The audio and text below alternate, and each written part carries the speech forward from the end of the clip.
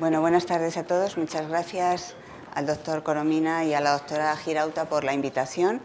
La verdad es que está siendo, creo yo, una jornada muy interesante porque todo lo que podamos aportar al acúfeno es beneficio para el paciente, ¿no? Bueno, nos vamos a fijar, ya lo han dicho aquí, yo lo tenía así preparado y lo voy a repetir. Ahí sabemos lo que es un acúfeno, la primera definición que aparece ahí es la clásica y luego ha salido aquí varias veces esto, ¿no? El acúfeno es una percepción fantasma que está ocasionada por una actividad neural anómala motivado por alteraciones de la plasticidad neural ante una falta de señales auditivas aferentes. Y ha salido también esto, nos lo ha explicado el doctor Coromina, ¿no? ¿Qué es la plasticidad? La plasticidad es la propiedad que tiene el sistema nervioso central de reorganizar y reconducir la información que le llega a base de, como él nos ha dicho, pues establecer sinapsis nuevas, hacer distintas redes neuronales distintas, etc. Y se produce por deprivación, sobreestimulación o agresiones y factores intrínsecos desconocidos. Hay una patológica, que es la aparición de síntomas, el acúfeno o la hiperacusia, y hay otra beneficiosa, que es esa capacidad que tiene el sistema de adaptar o de compensar una función. ¿Y qué es el TRT, el Tinnitus Retraining Therapy? En castellano lo llamamos terapia de habituación. Para el acúfeno que molesta, lógicamente el que no molesta, que es una gran parte de la población, ese no tiene nada que, no espera, ya lo ha conseguido todo, ¿no? ¿Cuál es el objetivo? La habituación.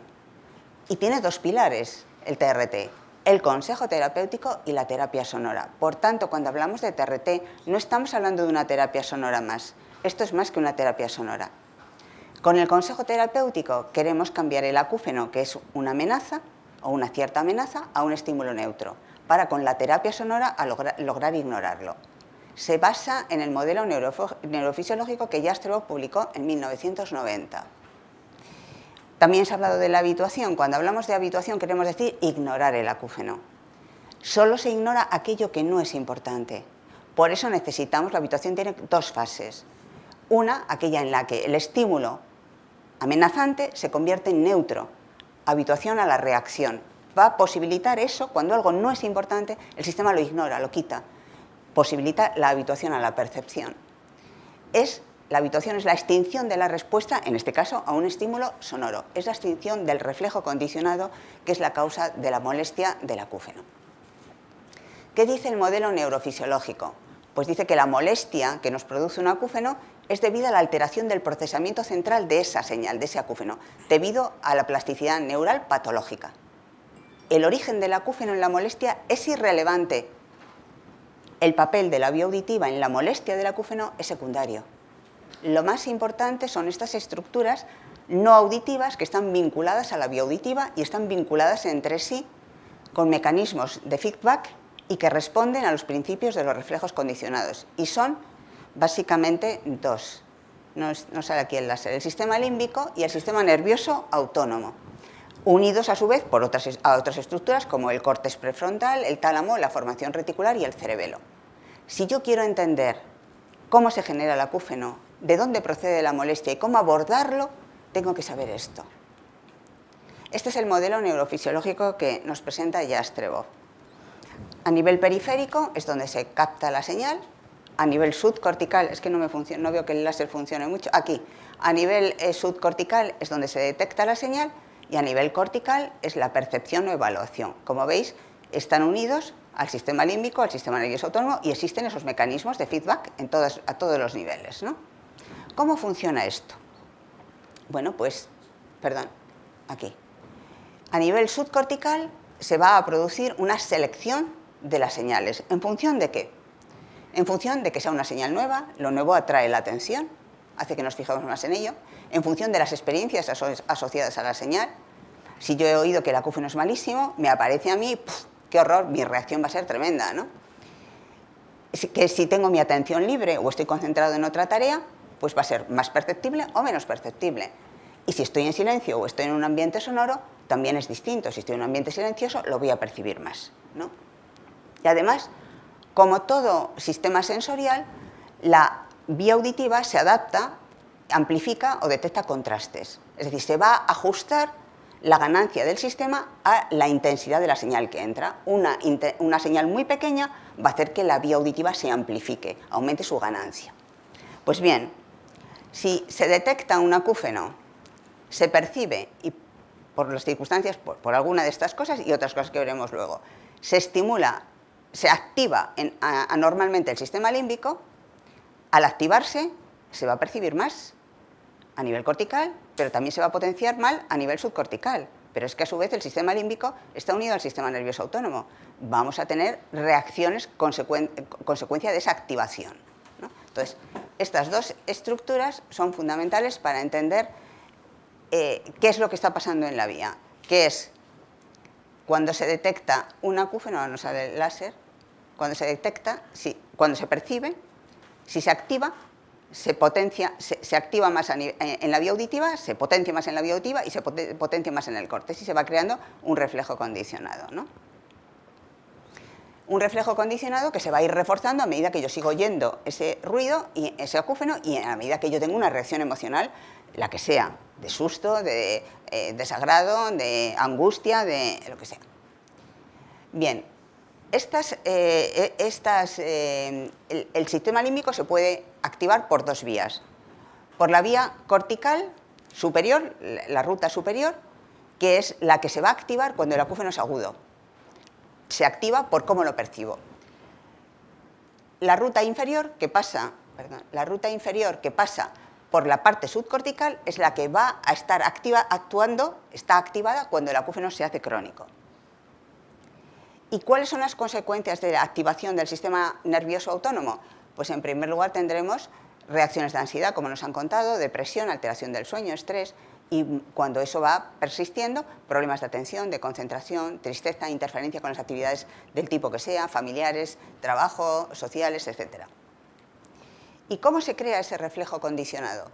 Bueno, también ha salido aquí con el consejo terapéutico negativo. Llega uno al especialista o al no especialista, hay un sanitario con el que interaccionas, digo sanitarios porque son los que oyen más de esto, pero puede ser también con internet, ¿no? Ahora yo me voy a referir al consejo médico, a lo que te cuentan en la consulta. ¿Qué te cuentan? Pues no te puedo hacer nada, no se le va a quitar, es para toda la vida, tiene que aprender a vivir con él, a lo mejor tiene un tumor. Eso es el motivo porque si una persona iba preocupada, sale encendida.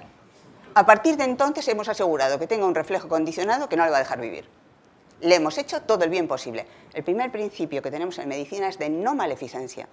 Primero de todo, no hacer daño. Uno tiene que saber sus conocimientos. Y cuando uno no sabe, reconocerlo. Tú no sabes hacer nada, pero hay gente que sí, lo hemos visto aquí. Luego tú cállate, o sea, no se puede hacer nada, tú no puedes hacer nada. Pero se puede hacer. No se le va a quitar, ¿pero por qué?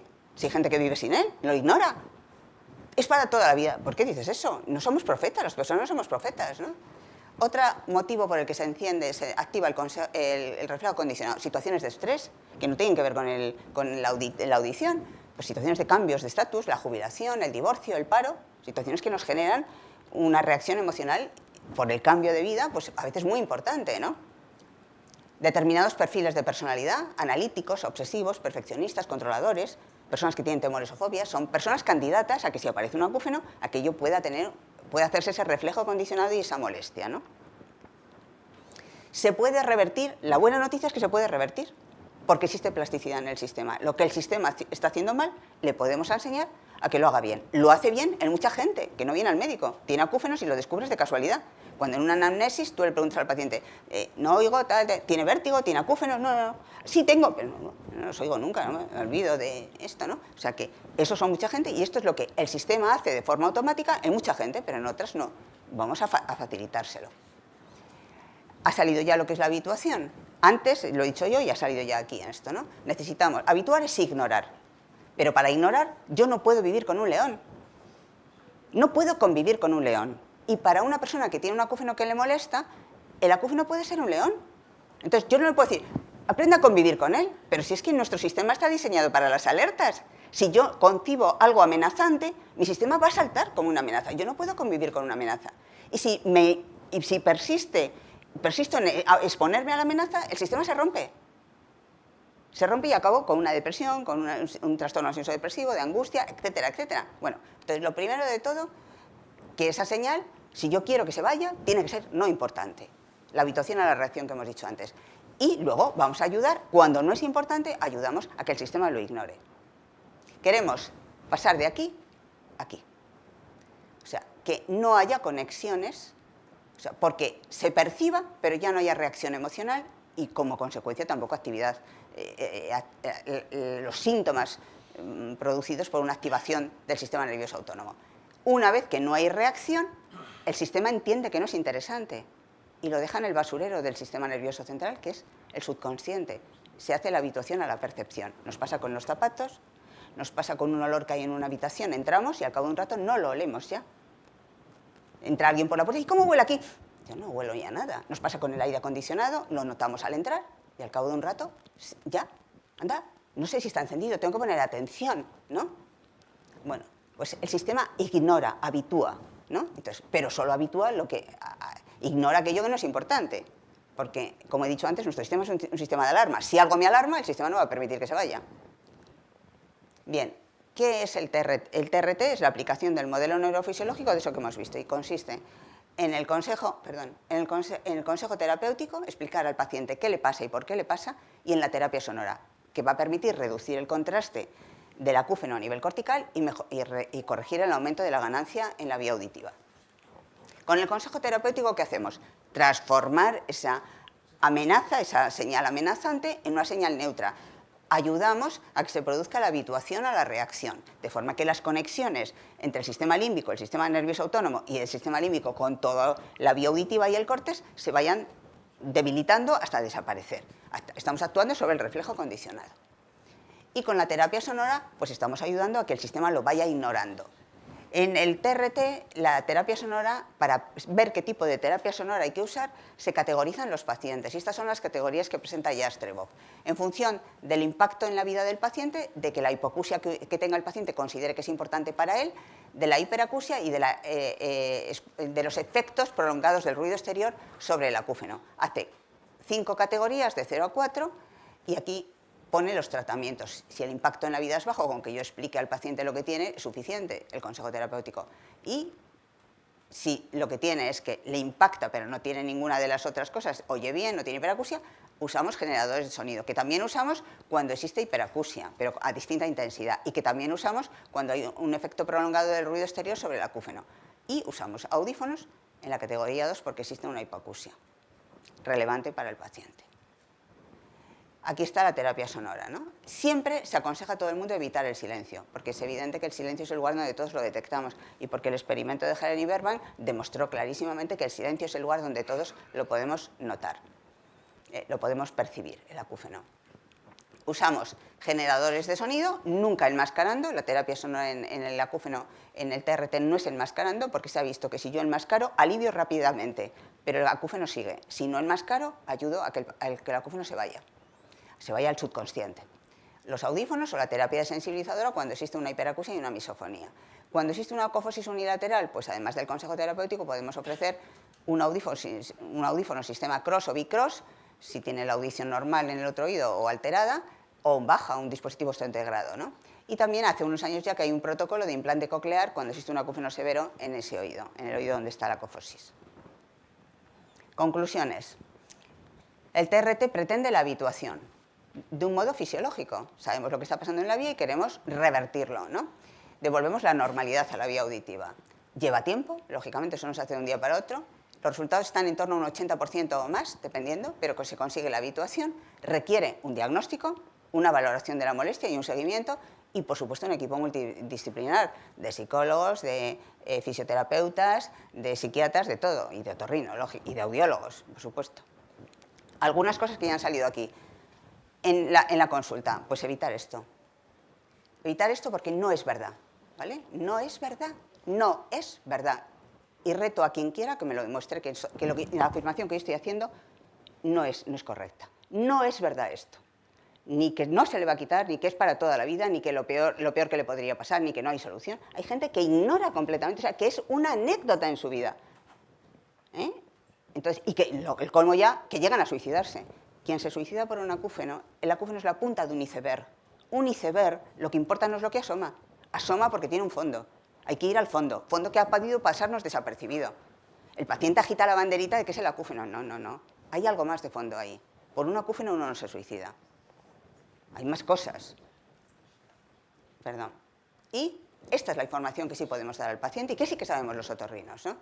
Que es un síntoma frecuente e irrelevante, que no es ni grave ni importante, que no es la causa de la sordera ni del vértigo, y si tiene una enfermedad de base, explicarle por qué. Explicar que el Menier no es motivado por el acúfeno. Una persona que tiene un Menier, lo incapacitante del Menier es el vértigo. El acúfeno es lo de menos importante. En todo caso, se convierte en avisador de que viene el vértigo, pero no es el causante de nada de eso. El paciente viene agobiado. Es que el acúfeno me provoca. No, no, no. El acúfeno no es la causa, es un síntoma más. Se le va a quitar si ignora el acúfeno, si aprende a ignorar algo que es irrelevante, la habituación. Hay que ayudar a que evite el silencio. Hay que aconsejar audífonos si tiene una hipoacusia estable, porque los audífonos no aumentan el acúfeno, lo reducen. Hay que tratar las alteraciones del sueño, de la ansiedad o de la depresión si existe y remitir al especialista correspondiente. Hay que ayudar al paciente, acompañarle, a ver cómo se está produciendo esa habituación. Hay que pautar un seguimiento. Y hay que enviar una consulta específica del acúfeno si fuera el caso y yo no sé nada. A mí me llega un tumor de base de cráneo y yo no me quedo, lo mando al especialista, lo he dicho antes aún. No puedo quedar, no tengo derecho, no sé de base de cráneo. Entonces lo mando, busco, me pongo a buscar quién es el mejor o quiénes son los mejores para enviar al paciente. No lo dejo suelto por la vía, oye, apáñese. Primero de todo, no hacer daño. Cuando no podemos resolver, acompañamos y consolamos. Entonces, hay que buscar una solución. Entonces, enviar, que somos pocos, bueno, pues peor para los pacientes. Cuanto más seamos, mejor, como se ve en esta fala. Cuanto más seamos, mejor, porque más apoyaremos. Muchas gracias. Estos son mis...